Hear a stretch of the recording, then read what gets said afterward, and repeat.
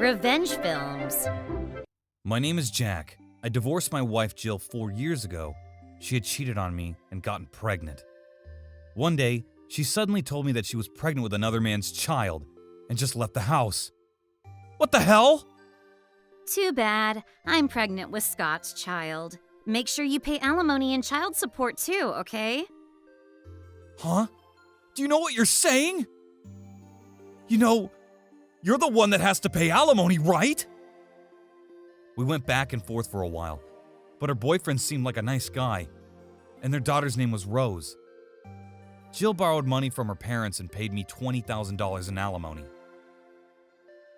4 years passed, and I'd almost forgotten about her when she suddenly appeared in front of me. She was the last person I expected to see when I answered the front door. She seemed fatigued, and her hair was all over the place. How are you, Jack? What do you want, Jill? Don't be mean. I came all the way over here to tell you something important. It's been 4 years, Jill. What do you want after all these years? You haven't even called once since you left. That doesn't matter. I came here to ask you for alimony. Huh? I thought about it for a while, but there's a couple problems with our agreement. Huh? What do you mean? Well, you're the reason that I had to cheat, right? So you should be paying me alimony. Back then, you were always home late from work and constantly went on business trips. I was lonely, so I was forced to cheat with Scott. Huh? That makes absolutely no sense. You're the one who wanted to be a stay-at-home mom. That's the only reason why I work so much. You were the reason that I had so much free time on my hands. So pay me back the $20,000 that I gave you. She seemed determined and handed me an invoice. Did this girl really think she was gonna get her way? All I could do was stare at her in awe. She didn't seem to notice and continued to press for more. Also, I've decided to charge you for child support too. Huh? You mean for Rose? Yeah, of course. Why do I have to pay for her child support? Because she might be your child. Back then, I just wanted to be with Scott, so I tricked myself into believing that Rose was Scott's child. But as she gets older, she looks more and more like you. Her stories were so ridiculous that all I could do was laugh. What the hell? You're just saying that to get money from me, aren't you? Rose looks just like you! Not a chance. Back then, I was coming home so late that you were always already asleep. And I was gone half the time for business trips too. Don't you remember? We weren't even having sex. How could you have a child that looks just like me? You just don't remember. She could be yours. Think about how she would feel if she heard you say that. You have a responsibility to pay for her child support, all right? I was getting angry at all of Jill's ridiculous accusations, so I decided to call Scott up. Wait, what are you doing? Hi, is this Scott? Your wife's causing a scene at my house, and it's really bothering me. What? Okay, I see. All right. Jill kept trying to take the phone away from me, so I pushed her away and finished talking to Scott. All right, I see now why you're trying to get money out of me. What do you mean? Jill glared at me. So, you've stopped taking care of Rose and you're gambling every day, aren't you? You won't get a job and you spent all of Scott's money, and now you're in debt, right? Scott tried to stop you, but you ignored him. So Scott's had enough and he's asking for a divorce, isn't he? Shut up! Don't lecture me how to live my life. You're in debt and Scott's leaving you. So you come to me for money, right? That's not how it is! Scott has also told me that he knows that Rose is his child and he wants full custody. Rose is mine. I was the one who gave birth to her. Are you stupid? You may have given birth to her, but you haven't raised her at all. There's no way you're getting custody of that child. Plus, you're heavy in debt with no job. She's way better off with Scott. Fine. be that way. I'll see you in court. Is that what you want? You know I'm going to win if we go to court. I have no idea where you get your confidence. Go ahead. You have no chance anyways. You don't know that? There's only one way to find out. Of course I know that. Do you know anything about the Divorce Act? It clearly states that you only have 2 years to apply for spousal support, you fool. Huh? What's that?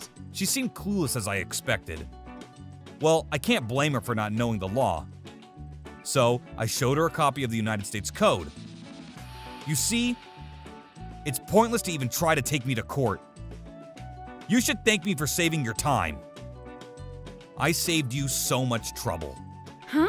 What's that? Why do you have that book anyways, Jack? I go to law school now with the money you paid me. Law school? What the hell? Yeah, I'm studying to become a lawyer now. What, so you're going to be a lawyer someday? That's right. Jill seemed surprised for a moment. You always were the smart one. She mumbled for a minute, then suddenly brightened up. Okay then, I won't ask for money anymore, so let's get remarried. Huh? What the hell are you saying? You cheated on me 4 years ago and had a baby with another man. I'd be crazy to get back together with you. It'll never happen again. I'll support you until you become a lawyer. It was hilarious to see how Jill's attitude flipped as soon as she found out that I was gonna become a lawyer. No thanks. I don't need your support. I already have someone who supports me. What? What do you mean? I already got remarried last year. My wife's a real lawyer, by the way. Really? That's horrible. What's horrible about that? We were finished 4 years ago. You have no place coming back after all these years. You came here today to try to make me pay you alimony and child support. But it seems like you'll be the one being charged by. I threw the law book at Jill and shut the door. Wait a minute. I'll apologize for everything. Just help me out. You can help me, can't you? Hey! She was yelling and causing a scene in front of my house, so I told her that I was gonna call the cops, and she left in defeat. Jill and Scott got divorced after that, and of course, Scott got custody of Rose. Jill was forced to pay alimony and child support to Scott. Jill tried to gamble her way out of her debt, but failed miserably. Her debt continued to grow until she had to borrow money from the wrong people. And now she's being chased down by underground debt collectors every day. It has nothing to do with me anymore. She's a terrible woman for portraying both her husbands. But thank God she'll be too busy trying to pay off her debt to cause any more harm to other men. As for me, I graduated law school and got my degree to practice law. My wife and I have decided to start our own law firm, and we live a happy life. I vowed to save as many people as possible from the same pain as myself 4 years ago. A few years ago, there was a period of time when I often couldn't get a hold of my wife while she was out with her coworkers after work. I had a bad feeling, so I unlocked her phone while she was asleep. I saw a name of a man from her previous job, so I sent myself the messages to check later and deleted the record so she wouldn't find out. Their messages were about how they were visiting motels after her part-time job, and other messages confirming the romantic relationship. But I didn't feel like it was enough proof, so I hired a detective. After consulting him, we decided to create a situation where we could catch her red-handed for proof. So, I lied and told her that I would be gone on a business trip the following weekend. Something suddenly come up and I'll have to go on a business trip, Oh, I'll miss you. she said, but she booked a hotel and went on a vacation on the day that I said I would be gone. The detectives followed her. After meeting with her boyfriend, they went into the hotel. My detective sent me pictures of them holding hands. After that, I received many more pictures of their sightseeing and enjoying their time together. I was being notified in real time. All right, everything is going as planned, I was told, and I sent a text message to my wife around 9 in the evening. My wife went into her room at 8 p.m., and they were in the middle of having fun. So, as planned, I suddenly texted my wife. "It's me. I'm coming home earlier than planned. I'll be home soon," I texted her. And within minutes, I got a response. What? Right now? What time are you coming home? I'm sorry. I'm out drinking with some friends from work, so I'll be late. Oh, really? I'm getting on the train now, so I'll be home in about an hour. What time will you be back? I'll be home by the last train. She responded. The hotel that my wife was at was about 3 hours away by car. She would be home later than the last train, even if she hurried, but I was interested in what kind of excuses she would try to make. And as they were leaving the hotel, I sent her another message. "Wait, never mind. I got a call and I have to go after all." My wife checked out in a hurry and couldn't return, so they checked into a different hotel nearby. And again, after about an hour after they checked in, I sent my next message. "Hey, it's me. It seems like they'll be fine without me after all, so I'll be coming home. I have a gift for you too." And she responded, Oh, really? I'm excited. but I heard from my detective that she was seen rushing out of the hotel. They even sent me a bunch of photos of them rushing to get home. Her boyfriend looked all sweaty from panicking. And after they drove for about 30 minutes, I sent her another text. "I'm sorry, I was invited to have some dinner with the people over here. I won't be able to make it on the train, so I'll be home in the afternoon tomorrow." By the way, I was at home the entire time this whole thing was going down. After that, the two must have been really worn out. It was past midnight, and they weren't in a very loving mood anymore, so they decided to head home. My wife came home early the next morning. Of course, she didn't expect anyone to be home and just crumbled to the floor. Damn, I'm tired. What the hell? I could hear her screaming in frustration. So I came out. "Welcome home. Here's a gift I promised," I said as I appeared. I handed her the divorce papers and the pictures that my detective took. My wife jumped up like you see on TV and just stood there in awe for a while. After she finally processed what was going on, she said, You tricked me, didn't you? Unbelievable! and started weeping. "Tricked you? It's me that's been fooled all this time," I responded. I sat my wife up, who hadn't slept all night, and started negotiating our divorce. I had enough proof, so she gave in quick. She didn't make any excuses and just agreed to the alimony and signed the divorce papers. I let her boyfriend have it too. I called him from my wife's phone, and as soon as he figured out what was going on, he hung up and rejected my calls.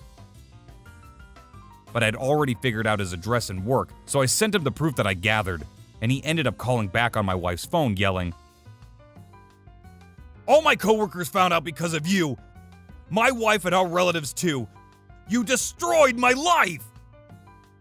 So I told him, "What are you saying? It's all your own fault?" and hung up on him. I was able to collect a large amount in alimony from him as well. It seems that this wasn't his first affair.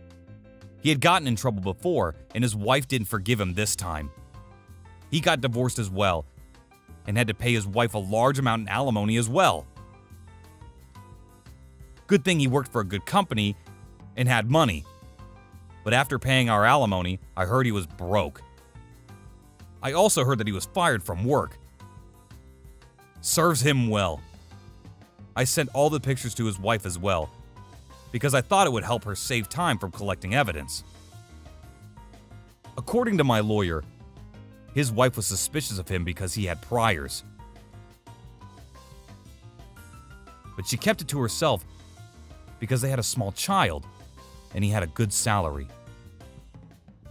And for better or for worse, him getting fired finally made her move forward with the divorce. My wife was a housewife, and her parents came into town as soon as we got divorced. They were caught off guard because they thought we were doing fine as a couple. But my wife couldn't tell them that she had an affair and lied about how our personalities weren't compatible or something like that.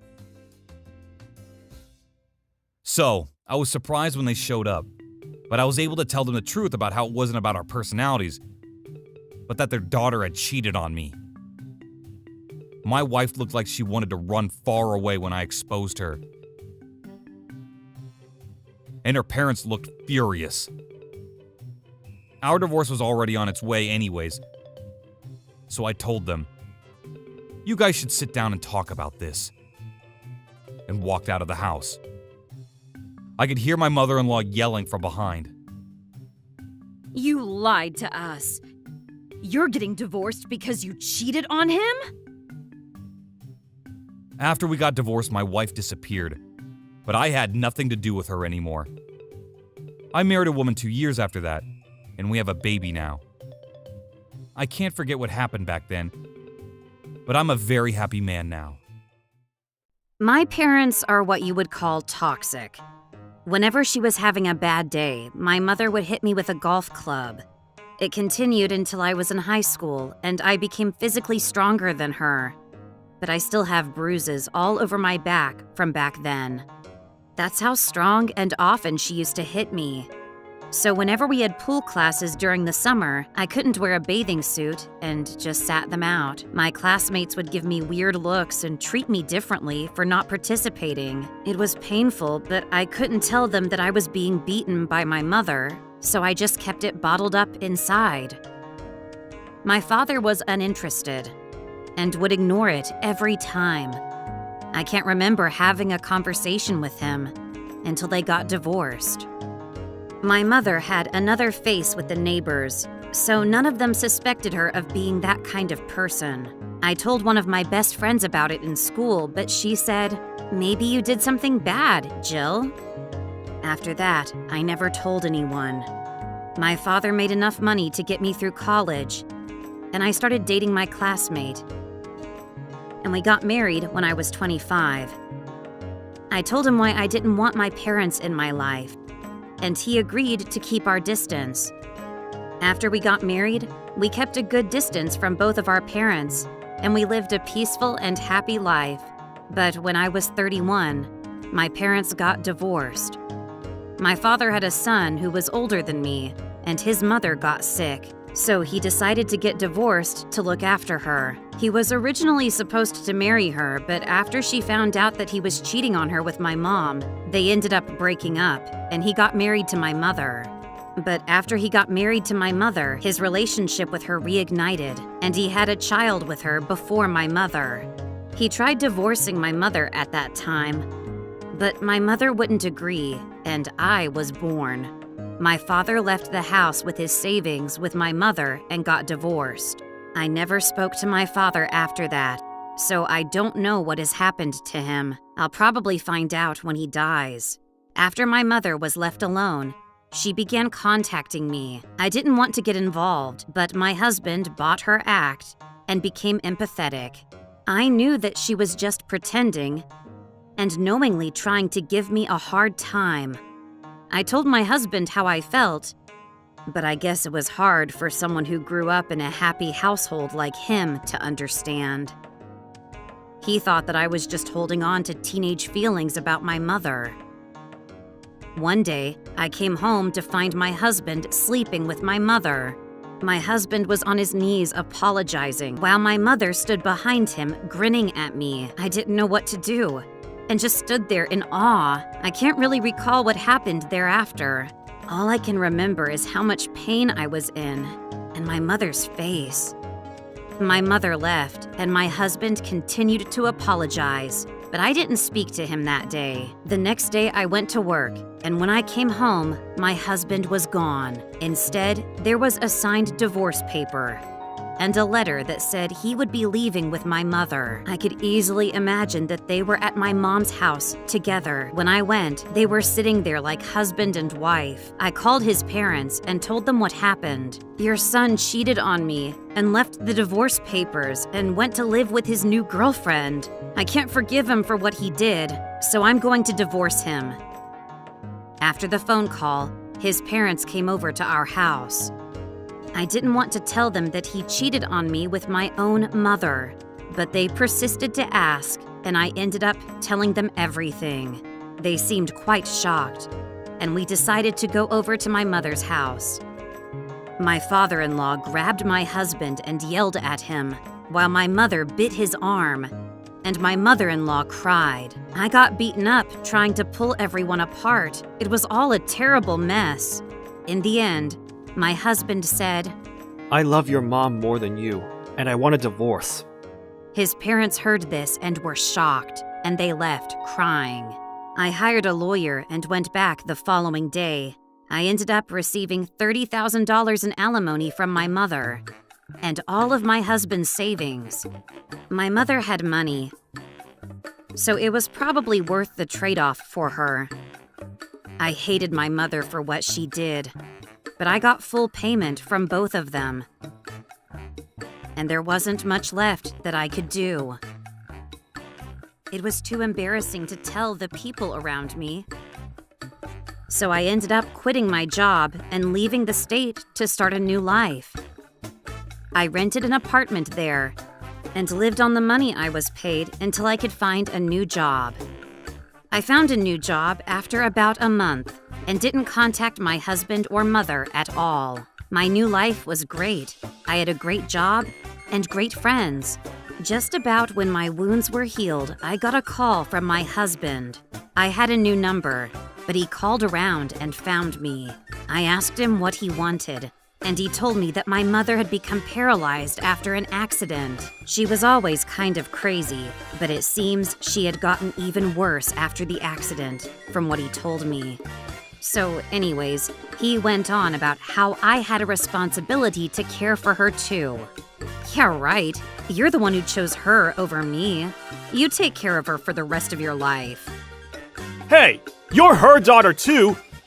You have responsibilities. I can't do this alone. I'll take part too. So you need to help. Are you out of your mind? I've cut ties with that woman. You're her husband now, so why don't you just do your job? She's paralyzed! She can't even go to the bathroom on her own! Sounds like destiny to me. I've already moved far away, so I won't be able to help anyways. I love my life right now, so you're on your own. Oh, come on! I can't take care of her on my own! She yells at me every day and she's so needy! I'm going nuts here! Oh yeah? Well, I thought I was gonna lose it when you were cheating on me with my own mom. I'm sorry about that. She's your mother too, though. Please! Goodbye. He didn't seem finished, but I'd said what I wanted to, so I just hung up. They destroyed my life, and a few years later became paralyzed. I felt like they got what they deserved. I blocked my ex-husband's number after that. Our acquaintance that gave him my number called me the next day, telling me that my ex-husband wanted me to know that my mother was in an accident, and he gave him my number because he was insistent on notifying me about what happened. I heard from a friend later that my ex-husband was fatigued from all the caretaking that he'd never experienced before, and was wearing worn-down clothes because he had no money left after he gave me all of his savings as alimony. Without money, he couldn't hire anyone to help him or put my mother in a nursing home, and his parents had disowned him after what happened. He must be in hell right now, having to deal with my crazy mother. I warned him multiple times how crazy she was, and how I wanted to keep myself distanced from her, but he still chose to have an affair with her, and chose her over me. So I have no sympathy for him, or any feelings for that matter. At first, all I got was money, and I was looking for a way to get revenge, but it seems like they got what they deserved in the end. My husband cheated on me after 22 years of marriage, I've never been in love like this before in my life. he explained. He was 47 years old. We had 2 children, a 16-year-old and a 13-year-old. My husband was the serious type. He only drank lightly and didn't smoke or gamble, and had never skipped a day of work in his life. On the weekends, he would take the family out to play. Everyone used to tell me that he was a great husband and a great father. I was very proud of him and loved him very much. But after he expressed his love for this new woman, all he thought about was her and began skipping work. He also started heavily spending our savings for our children's education with this new girl. It got to my head, and I became depressed. I would cry and try to make him stop. I'll pay consolation and child support, so please, break up with me. No, never! I won't! The children noticed us fighting and caught on quick. My husband would even tell them. I have nothing to hide. This is how I want to live my life. And didn't even bother to hide it. Our parents found out as well. We had a family meeting. Our parents were harsh on him. What are you thinking? You're too old for this. What are you gonna do with your family? You're going to regret being with that girl. Even after being pressed this hard, he just said, I want to live for love. and seemed proud of himself. Both our parents and our children seemed shocked at his attitude. They told me that I should just do the divorce, but I didn't feel convinced. I don't want a divorce, I said, and tried to hold my ground.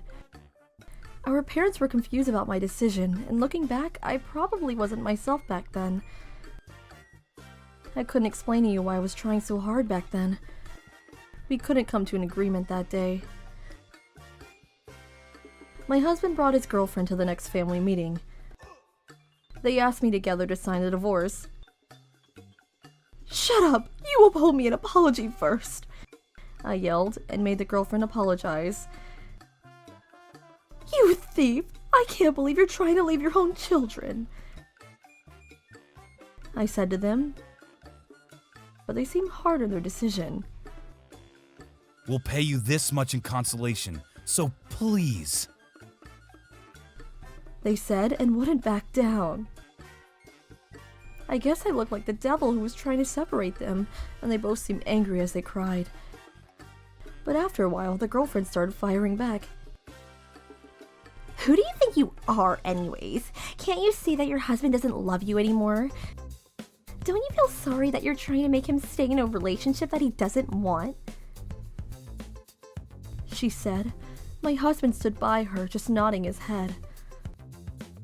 The more I tried, the more they loved each other. But I didn't realize that. We had many meetings after that. The amount that they offered kept going up, but I could see that his girlfriend's tone of voice was changing. I looked at the numbers again. After they had left and I had calmed down, I noticed that the last offer from the girlfriend was $50,000. Oh, okay, so this is her limit, I realized. I saw her limit and noticed that her feelings for my husband was fading, and I had cooled down by then as well. I told my children that I was getting divorced and had my mother-in-law tell him that I was going to take the current offer of $50,000 each, a total of $100,000. All I had left to do was sign the papers and turn them in. But as expected, the girlfriend disappeared. She had quit her job, sold her room, and disappeared without telling anyone. I didn't receive my money from her, of course. She must have realized that throwing all her savings away and getting a loan just to be with a 48-year-old man wasn't worth it. I realized, too, that it wasn't worth putting my kids through any more hell. Suddenly, my heart felt much lighter, and I could see my husband for the terrible man that he was. After that, my husband began saying that he didn't want the divorce anymore, and he tried coming home like nothing had happened, but he was greeted by her oldest son at the door, who slapped him and chased him off. He continued to ask for a second chance, but I kept ignoring him. If you won't pick up, I'm not paying you anything. He tried to say, but it was too late. I've already hired a lawyer. Wait, what? Really? Be prepared because the amount is going to be exactly as we discussed, I told him. I was just confused. I realized that family is the most important thing. I promise to put you guys first for the rest of my life. So please, give me another chance. He said. But I'd already turned in the divorce papers. Family? Whose family are you talking about? You're not part of this family anymore, I told him. I could tell he was upset, but I continued. If you try to come back, I'll call the police for trespassing, I reminded him. My lawyer helped me receive the exact amount that we had discussed. My husband had to borrow money from his parents to pay for it. I didn't want to have anything to do with him anymore. After getting kicked out of the house, my husband spent about 10 days at his parents' house, but left because he couldn't stand the disappointed look on his parents' face. He lives in a rundown apartment to save money to pay back his parents. He must be lonely because he calls sometimes to say, I want to see the kids. But the kids don't care to see him anymore, so I ignore his request. Meanwhile, his girlfriend had gotten married while we were going through a divorce. My lawyer reported me that she had been enjoying her new life. I couldn't forgive her for destroying my family and living happily ever after. What do you want to do? I'm going after her, of course. So I gathered all the evidence and had my lawyer help me expose her to her husband, and asked for my money. Her husband didn't know about the affair she had with my husband. He was surprised to hear about it, and also surprised at the amount that she was being charged. Am I responsible for paying this also? He asked. Your wife was the one who proposed this amount, and she promised to pay for destroying this woman's family. However, she hasn't fulfilled any of her responsibilities. If she tries to hide again, we have ways to seize her salary and savings. If that happens, your wife will lose her ability to pay, and inevitably, you will share the consequences with her. My lawyer told him. His face went pale, and a few days later he had bailed on her. The woman gave up and promised to pay in split payments. When I asked that she pay up front, because I didn't want to have to deal with her ever again, she ran around and borrowed money from various people and paid up. After that, no one wanted a cheater who was heavy in debt, and she's been alone ever since. Her parents had disowned her, so she couldn't live with them, so she had to live alone. Unable to sustain her life, she switched from a day job to a night job. And she moves periodically to run away from the debt collectors. And as for me, I currently live happily with my children. Hi, my name is Jill Cooper. I had $3. Back then, my oldest daughter was 13, my second daughter was 3, and my youngest daughter was 2. My second daughter was the only child that I actually gave birth to. My oldest daughter, Emily, was left with my husband when she was 5, after his ex-wife cheated on him and left, and my youngest daughter was my husband's sister's child. Her mother passed away in a car accident when she was still a baby, and we decided to adopt her. I was married to my husband right as Emily was entering elementary school.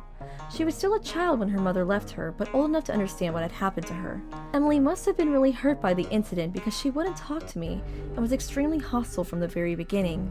I tried my best to help her cope, but she never got used to me. She would call me by names like bitch or old lady, and when I made her food, she would say things like, This tastes disgusting.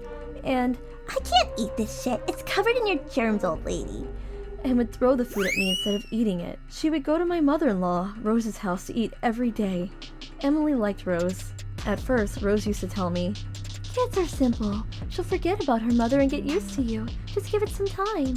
But after watching for a while and seeing how my daughter wouldn't grow on me, she began saying, Maybe she doesn't like you because you're abusing her, and would accuse me frequently of abusing my daughter. Emily would team up with Rose and gang up on me, and it hurts me deeply. At first, my husband would stand up for me, but quickly enough, he became uninterested and left me to fend for myself. We started getting into arguments whenever I would try talking about it. Even when we adopted our youngest daughter, my husband discussed it only with his mother and left me out of the decision. But our youngest daughter grew up to love me, and I raised her as my own. One day, Rose hurt her back and came to live with us without even asking. But around that time, I wasn't getting along with my husband very well, and he barely came home. I had 2 small daughters, a rebellious older daughter, and my mother-in-law to deal with. I found out later that the reason my husband stopped coming home was because he was having an affair. His girlfriend got pregnant, and he asked for a divorce so he could marry his new girlfriend.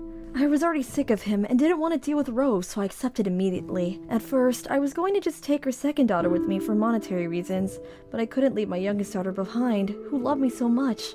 So I accepted the divorce under the terms that I would keep custody of her as well, and receive child support. My husband accepted because his girlfriend didn't want to take care of any of his other children. I won't allow that! That girl is my daughter's child! You can't have custody of her! Rose was the only one who tried to argue, but she was in no shape to take care of herself, so she had no choice but to accept in the end. I ended up getting custody and child support and left the house. My husband ended up remarrying his girlfriend and left Emily with Rose and left the house. So, Rose and Emily were left to live together. I thought that everything was settled, but for some reason, Emily said she wanted to come with us. I always had a hard time getting along with Emily after marrying my husband, and tried my best to treat her as a family at first, but she never treated me like her mother, and kept escalating and telling me things like, I wish you were dead. and I hate you. gradually, my feelings for Emily went away, and so when she asked me to come with me, I told her, if I'm divorced from your father, I'm not your mother anymore, so you can't come with us. Unlike my youngest daughter, the reason she wanted to tag along was because she didn't want to live with Rose.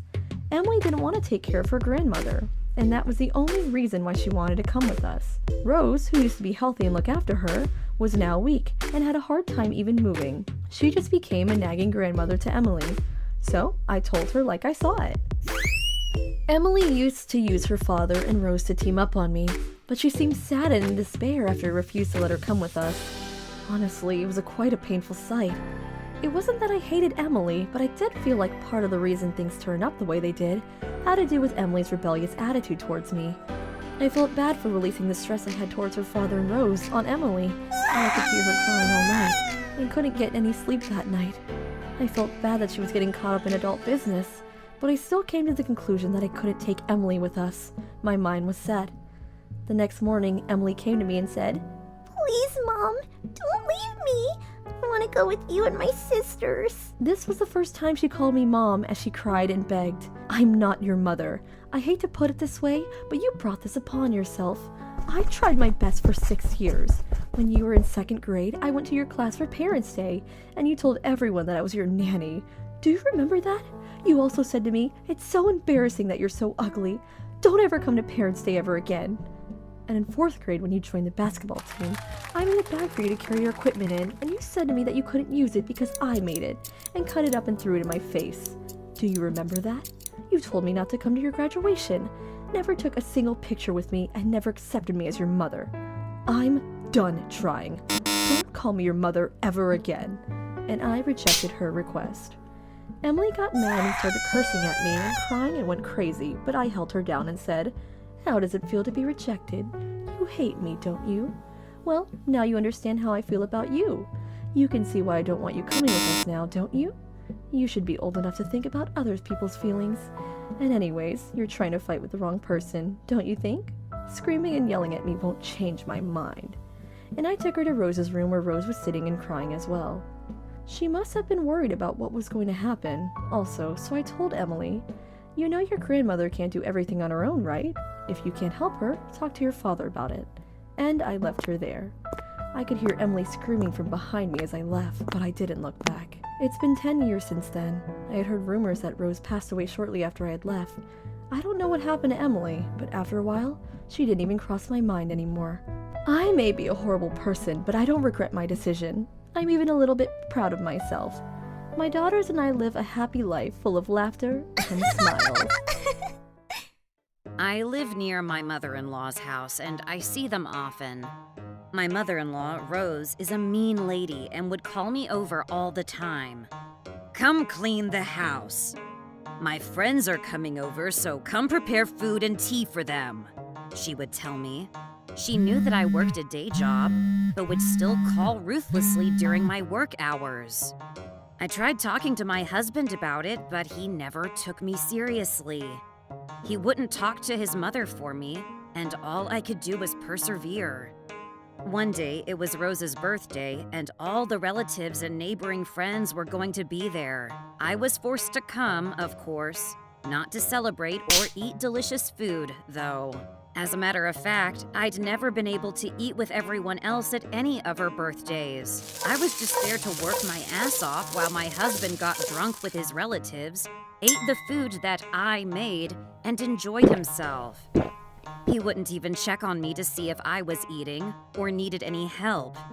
I was just panicking in the kitchen, trying to prepare for all the guests who continued to arrive. The last to arrive was my brother-in-law, Brian. When he saw me, he immediately asked, Hey, are you doing all of this on your own, Jill? I didn't know how to answer. Well, I stuttered back. Brian lived alone in a different town. He handled all of his parents' real estate and worked in law. Everyone in the living room was having a great time. Hey, Jill, what are you doing? We're almost out of beer. Gosh, that girl is so slow. Rose mocked me. Brian didn't seem fine with the situation. That's a lot of work. Where's Jack? Is our mom helping out at all? He continued to question me, and I was exhausted and stressed from the long day's work and wanted someone to hear me out, so I sighed and said, "This is nothing out of the ordinary." The words slipped from my mouth. I saw Brian's facial expression change. What do you mean? He continued to ask, so I told him. I told him how Rose calls me over to do the chores around the house, and how I was always forced to do all the work whenever there was any sort of event at the house. And even all the expenses came out of my own pocket. Almost half of my salary was spent on Rose. And how I tried talking to Jack about it, but he would never take me seriously or talk to his mother about it. I thought that Brian would hate me for complaining about his family, but I couldn't stop myself. Brian was the first person who seemed to actually care about what I was going through. When I was done talking, Brian said, I understand. I'm really sorry. and seemed sad and disappointed. No, you have nothing to be sorry about, Brian. Really, it's not your fault. I had never been thanked or apologized to in this house and was worried about what might happen to me, but Brian calmed me down. You'll get an official apology later. Just leave this up to me. He said, and rushed into the living room. He walked up to the table where everyone was laughing and having a good time, with conviction, and slammed on the table. I was nervous of what was about to happen because I was the one who started this commotion, and my heart was pounding. How could you treat Jill like this? He yelled. The room went silent, and all you could hear was Brian's voice. Everyone stared at him in disbelief. No one knew what was going on. Jill told me everything. What has she done to you to deserve this kind of treatment? You think your daughter-in-law is your slave or something? Rose seemed nervous. No, it's not like that, but she tried to explain. Do you understand how pathetic you guys are? Dad, why wouldn't you say anything? And Jack, you can't even protect the woman you married? You guys must all have this wrong. Who do you think you are? You think it's okay to treat her like this? I'm embarrassed to call you all my family. The guests were startled, and all eyes were on me. Brian told them that the party was over and made everyone leave. After everybody was gone, and it was just the family left, Brian got on his knees. I'm very sorry, Jill. He apologized as he bowed deeply. I was panicking a little and kept telling him not to worry about it. Please, stop apologizing. I accept your apology, I said, and made him get up. No, there's no way an apology from me is enough. The way they treated you like a slave, and the way Jack treated you, is unforgivable. You deserve compensation and an official apology. He replied. Wait, money? my mother-in-law said. She probably thought that Brian was making a bigger deal of this than it actually was, but he continued to say, Just stop embarrassing yourself. You don't feel bad for what you did at all, do you? Don't forget that I'm the one who sends you most of your money. After hearing those words of conviction, my in-laws both went pale. I remember Rose bragging about how Brian makes a lot of money and sends them some every month. Jack had a below-average salary, and we didn't have any extra money to pitch in. Rose had told me before that all my housework was deserved because we couldn't help out with money, and that it was normal that I pay for what I could. So I was sure that what Brian was saying was true. Rose couldn't argue back anymore, and I was impressed by Brian's stature. Jill, if you feel uncomfortable going back to home with Jack after this, don't feel bad about going home for a couple of days to your parents' place. I'll be sure that these three understand what they did to you, and I'll make sure you be compensated for everything. If you ever decide that you can't deal with this family anymore, I want you to know that I'll be on your side. He was even offering to support my divorce. That was quite surprising, but he was right. I didn't feel like going home with Jack that day, so I decided to stay with my parents. The next day, my husband and father-in-law came over to my parents' house and apologized to me and my mother on their knees. They promised me that they would never let Rose use me like that ever again. So I forgave them and went back with them. I thought it was weird that Rose hadn't come, but the next day she called just to say, "I'm sorry," and hung up real quick. According to my husband, Brian is cutting her off for a couple months, and she's depressed about that. Rose had many friends in the neighborhood and loved to shop, but apparently it was all Brian's money. Brian was mad at my father-in-law for not saying anything either, and I heard that he scolded him for that as well. And of course, my husband too. Well, he probably got it the worst. He was threatened that if he didn't change how he treated me, he would pay for it. I guess Brian is quite the fighter, and if he were to get serious, they would all be in trouble. I'm sure Jack felt bad for me as well, after everything he had been told by his brother. After everything was settled, I called Brian to thank him. Thank you for not breaking up with Jack. He may be a dumbass, but he is my only brother, and I would have been sad if you would have divorced him. If anything ever happens again, I'll be there to help you out, so please take care of Jack for me, he said. Rose was off my back, and I felt empowered to have Brian in my corner. Jack has changed since, and he listens to what I have to say. I stopped going over to my in-laws' place, and we keep our distance and live in peace. Really, I can't express my gratitude towards Brian enough. I never got along with my 30-year-old unemployed brother. When I left home and got a job, he threw away everything in my room. His excuse was that he didn't have enough room to put his toys and wanted more room for that. I found out by accident one day when I visited home and went into my room. At first, all I saw was an empty room with a bunch of things that looked unfamiliar, and I was in shock. No one, including my parents, told me about this. And all my important memories were lost forever. What the hell? Why is all of my stuff gone? I asked my brother. But this asshole just laughed and said, Well, you weren't using that room anymore, so I made good use of it. I brought this up to my parents, and they said, "You left the house, so you don't need that room anymore," and seemed caught in between. You see, my brother was working back then and was going to take on the family business, so although they felt a little bad for me, my parents were on his side.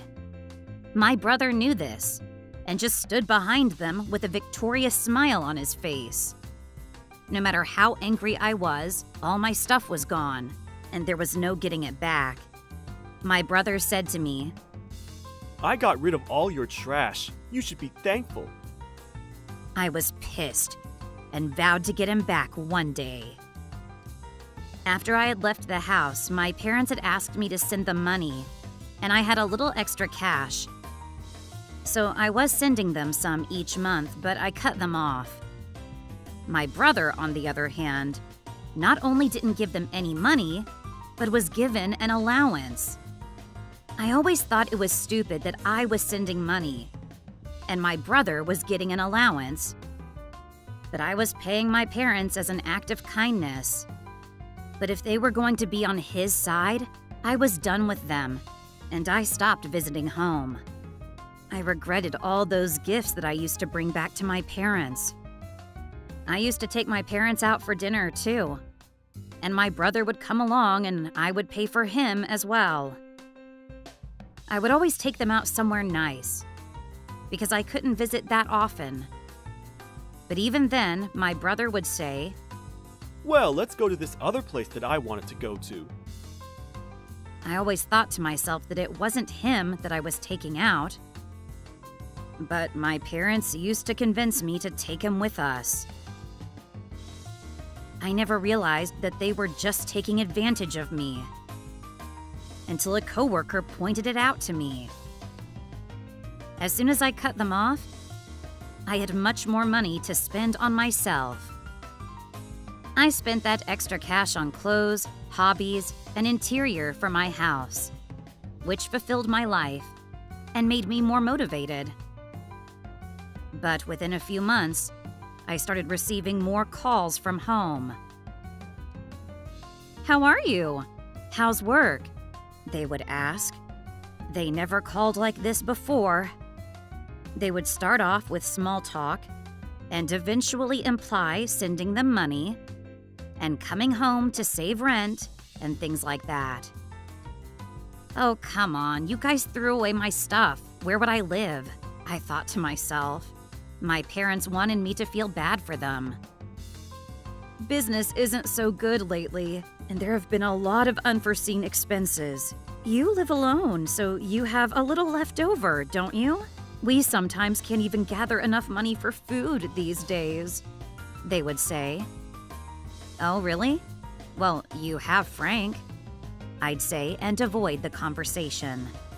One time, they told me that the family business was really about to fall and they needed money. They wanted a big amount, and it almost made me laugh. "Oh, sorry. I've had some unforeseen expenses, you know," I told them. Well, that was a lie. I had plenty of money to live. My parents finally started getting angry at me. "Aren't you just overspending and living an expensive lifestyle? It's my money, so it's not your problem. I'm living on my own now. Don't you think it's your duty to help your parents out? What do you mean? You have Frank. You used to give him an allowance and he never gave you guys a dime, right? Don't you think you should ask him first? I think it's his turn to do his part, don't you?" My parents just mumbled after that. They cut the call short to avoid any more questions from me. But I already knew that Frank had been fired. My brother used to always say, I can quit any time I want. I have the family business. I was sure he was saying the same at work. Knowing Frank, he was probably a jerk at work with a mindset like that. I heard he also stole things from work and called in sick to go on trips and things like that. I know so much without talking to him because I had a fake account on SNS that I used to exchange messages with him. I made the account when I swore revenge after he threw away all my belongings. He sent me the pictures of his trips that he went on when he called in sick and selfies of him stealing the company's equipment, so I had plenty of proof. I took screenshots and sent them to his company through an anonymous account. Lying about being sick is bad, but stealing equipment is a crime, you know. He was subjected to disciplinary action and quit shortly after. I received a message from the company telling me the whole story and thanking me for bringing it to their attention. I mean, what kind of a useless fool calls in sick to go on trips and steals company equipment? After he quit, he took on the family business, but he did nothing but act like an arrogant fool, and the family business continues to decline. Our family business had a fair amount of workers, but knowing my brother, he probably went around arrogantly saying things like, I'm your boss now, so do as I say. It was all too easy to imagine.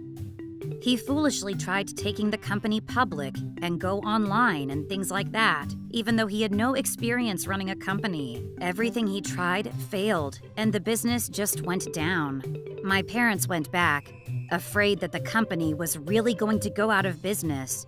But they were having a hard time building back what had been tipped over, and so they came to me.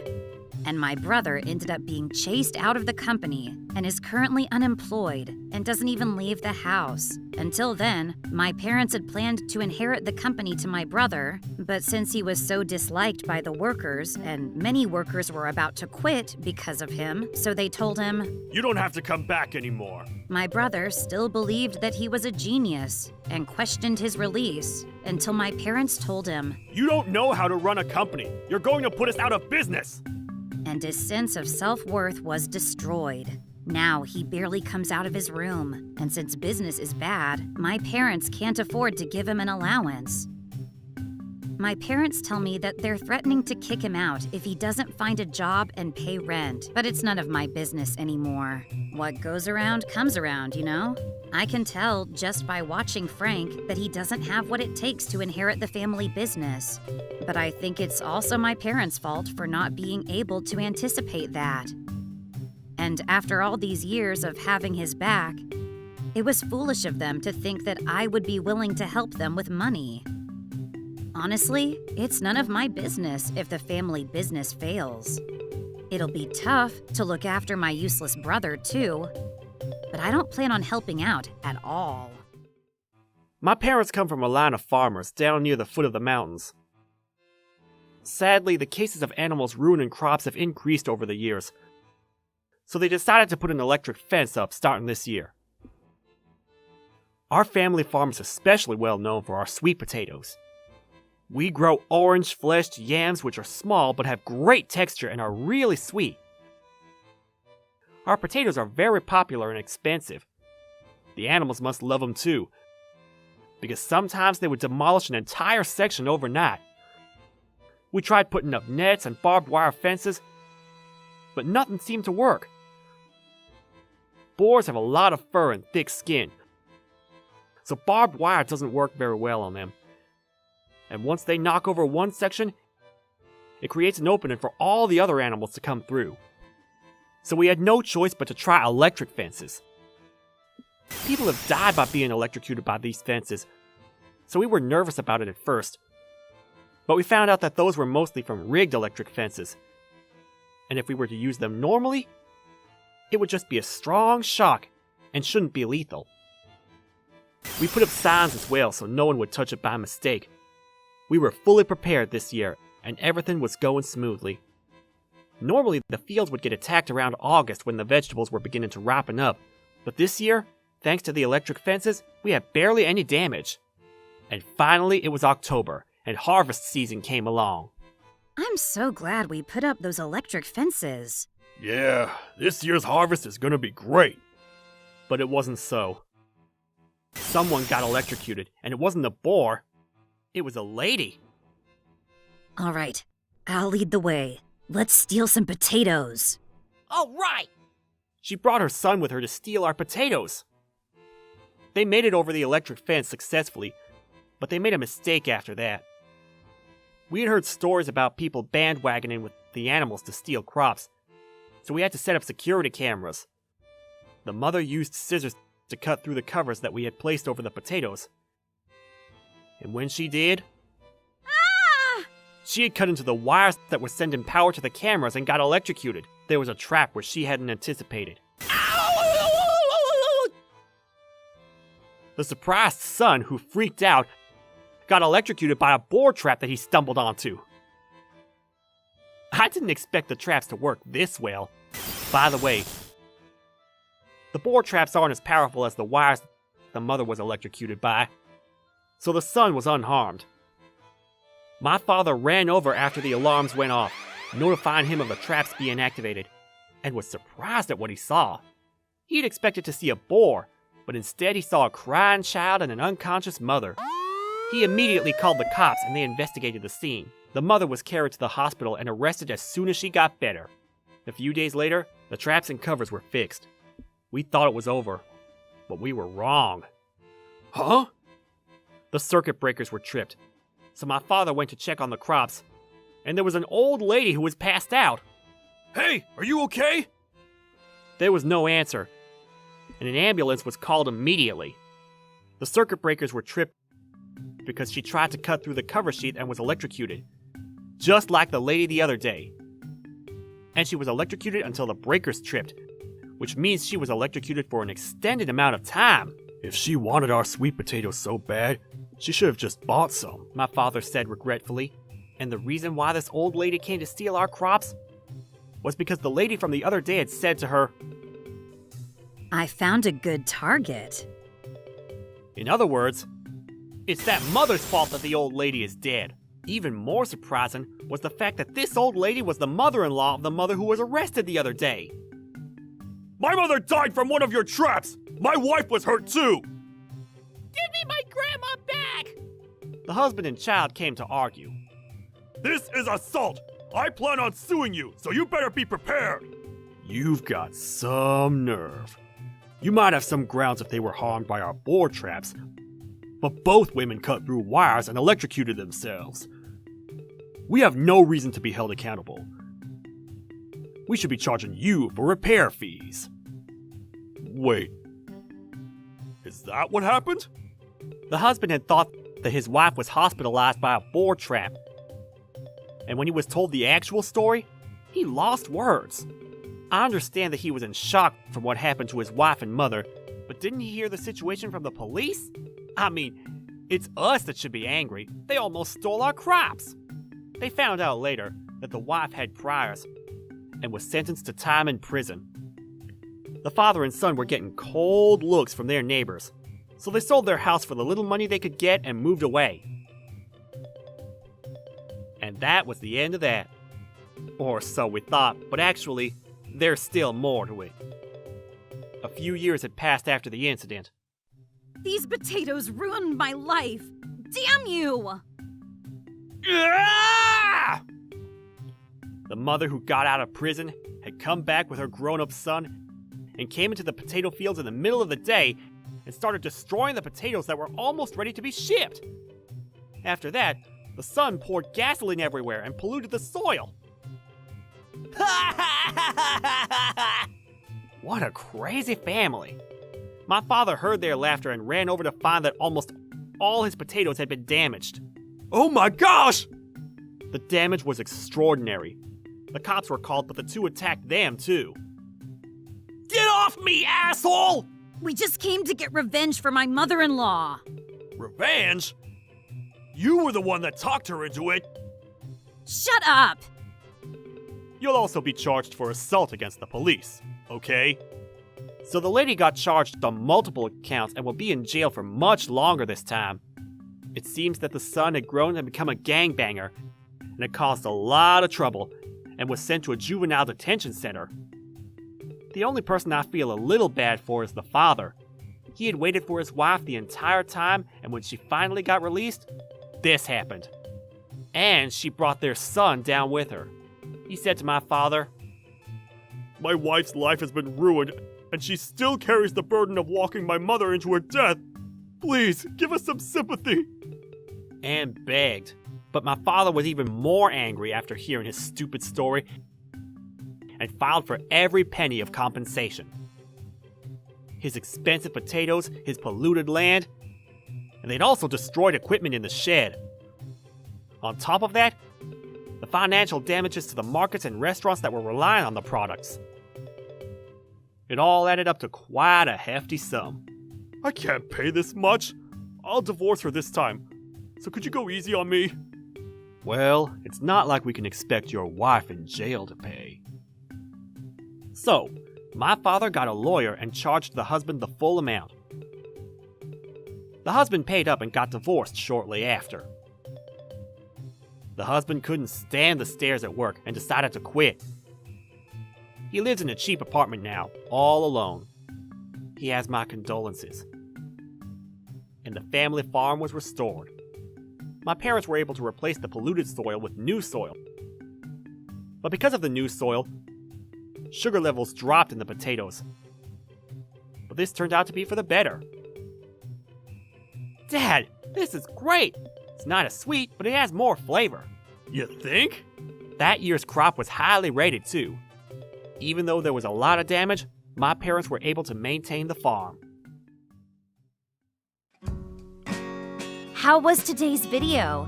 If you enjoyed it, please subscribe, like, and leave a comment. Stay tuned for more.